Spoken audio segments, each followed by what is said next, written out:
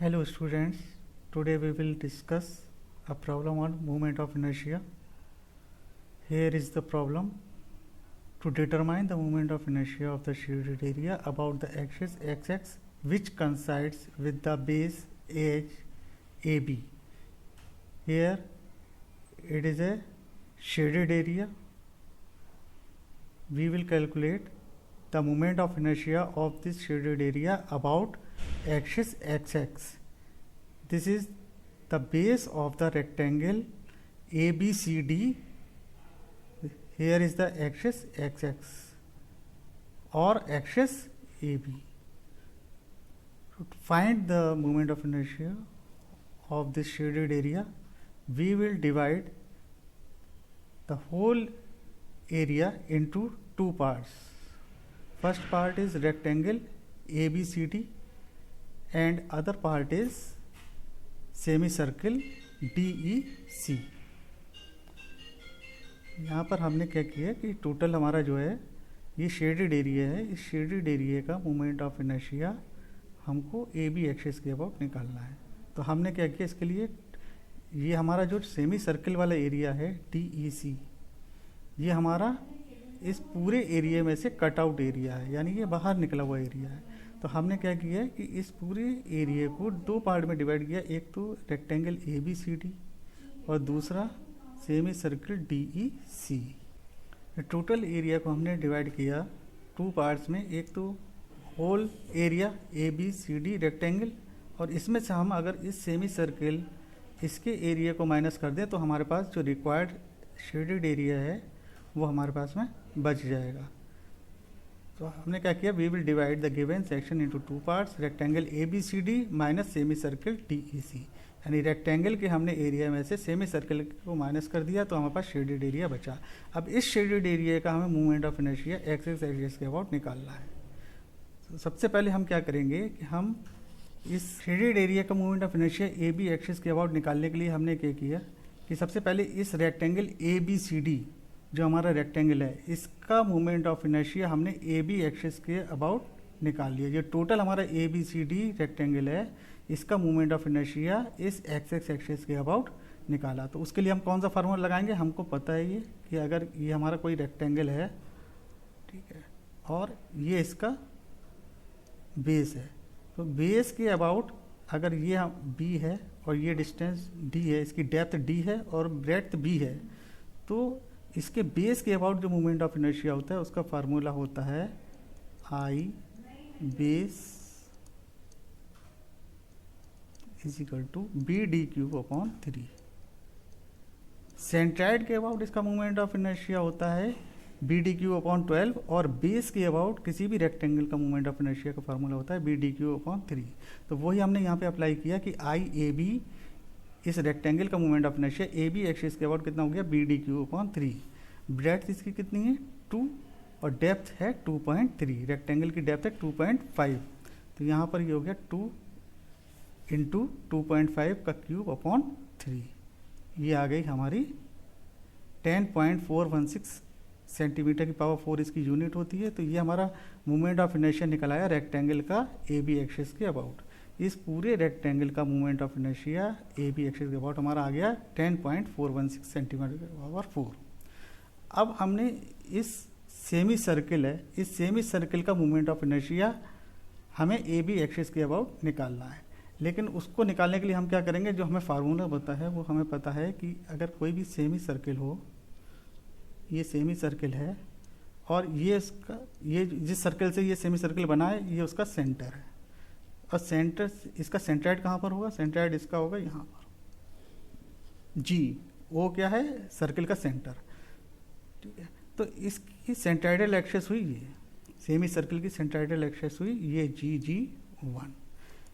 तो semi circle की सेंट्राइडल axis के अबाउट मूवमेंट ऑफ इनर्शिया होता है, उसका फार्मूला होता है IGG1 इज इक्वल टू होता है 0.11 r⁴।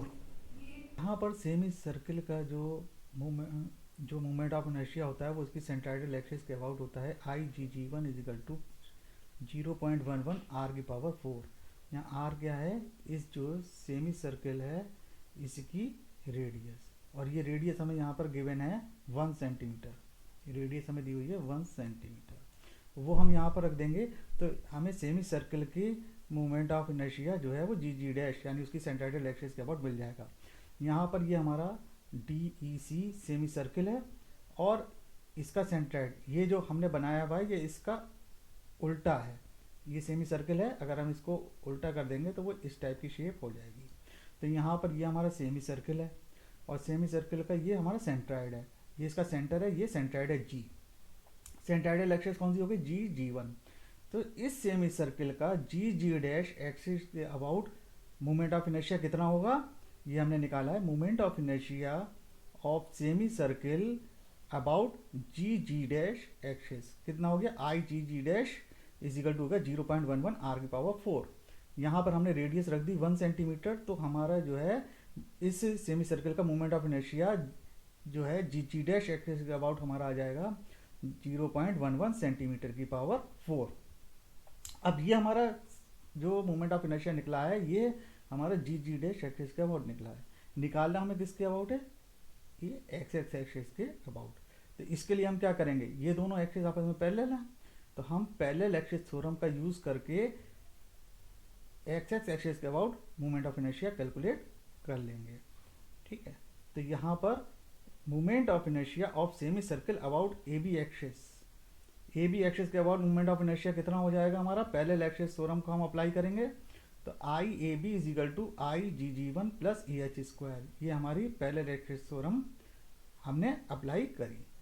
आई जी जी वन की वैल्यू हमने निकाली ली थी, कैलकुलेट करी थी। एरिया कितना होगा सेमी सर्कल का? सेमी सर्कल का एरिया होता है पाई आर स्क्वायर अपॉन 2।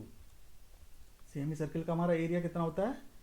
पाई आर स्क्वायर अपॉन 2। सर्कल का एरिया होता है पाई आर स्क्वायर, इसको हाफ कर देंगे तो सेमी सर्कल का एरिया निकल आएगा।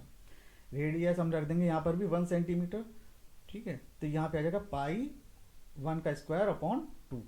और h क्या होता है? दोनों पैरेलल एक्सिस के बीच का डिस्टेंस। यहाँ पर जो है दोनों पैरेलल एक्सिस, ये एक्सिस जी जी वन एक्सिस और ए बी एक्सिस, इन दोनों के बीच का डिस्टेंस ये हमारा कहलाएगा h। और इसकी वैल्यू हमारी कितनी होगी?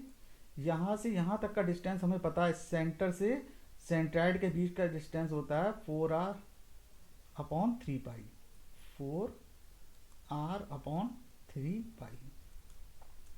ये डिस्टेंस हुआ हमारा 4r अपॉन 3 पाई। तो ये डिस्टेंस हमारा कितना बचा?